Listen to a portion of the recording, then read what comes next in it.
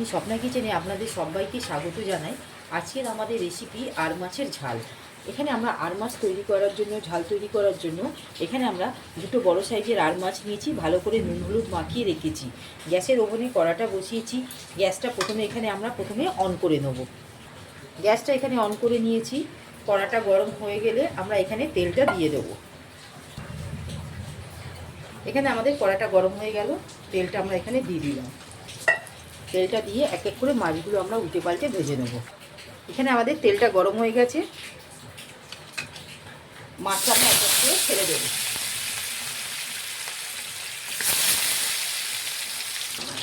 এখানে আমরা মাছটা ঠিক হালকা লাল করে ভেজে নিয়েছি। মাছটা ঠিক বেশি ভাজবো না, কড়া করে, বেশি কড়া করে ভাজলে মাছটা ছিঁড়ে হয়ে যাবে আর মাছ, সেই জন্য আমরা ঠিক হালকা লাল করে ভেজে একটা পাত্রের মধ্যে আমরা তুলে নেব।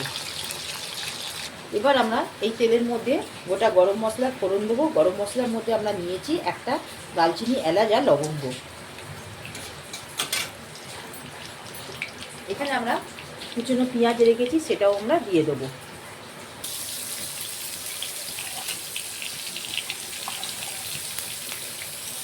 দিয়ে আমরা পেঁয়াজটা লাল করে ভেজে নেব। আর এর মধ্যে আমরা এখানে মশলা বেটেছি এই আর মাছের ঝালের জন্য। আদা, রসুন, পেঁয়াজ আর গোটা জিরে, এটাকে আমরা একটা স্মুথ পেস্ট করে নিয়েছি। ঠিক পেঁয়াজটা ভাজা হালকা হয়েছে, এখানে টমেটোগুলো আমরা দিয়ে দিলাম।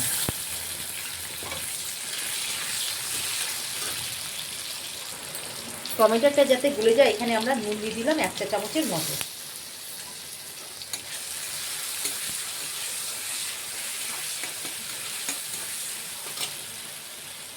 ঠিক এই স্টেজে এখানে আমরা হলুদ গুঁড়ো আর লঙ্কা গুঁড়ো দিয়ে দেবো। এখানে আমরা 1 চা চামচের মতন হলুদ গুঁড়ো দিলাম, 1 চা চামচের মতন এখানে আমরা লঙ্কা গুঁড়ো দিলাম। দিয়ে ভালো করে আমরা মশলাটাকে প্রথমে টমেটোর সাথে কষিয়ে নেব।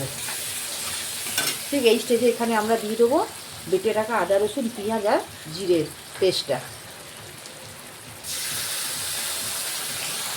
মশলাটা দিয়ে আমরা ভালো করে 1 থেকে 2 মিনিটের মতন কষিয়ে নেবো, যাতে কাঁচা গন্ধটা না থাকে।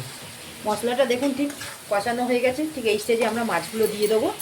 দিয়ে ভালো করে মাছের সাথে মশলাগুলোকে মাখিয়ে 1 থেকে 1 মিনিটের মতন আমরা কষিয়ে নেব। বন্ধুরা দেখুন ঠিক আমাদের মাছটা কষানো হয়ে গেছে। ঠিক এই স্টেজে আমরা এখানে জলটা দিয়ে দেবো।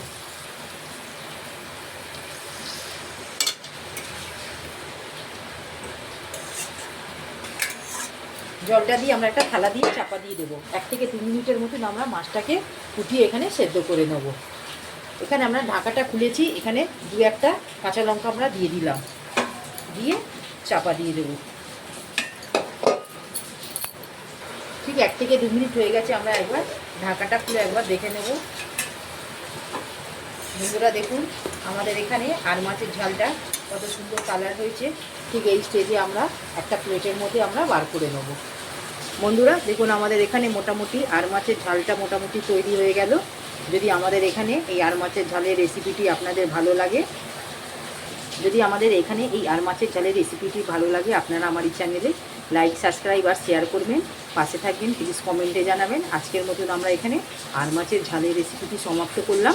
নেক্সট ভিডিওতে নতুন রেসিপি নিয়ে আসবো। ধন্যবাদ।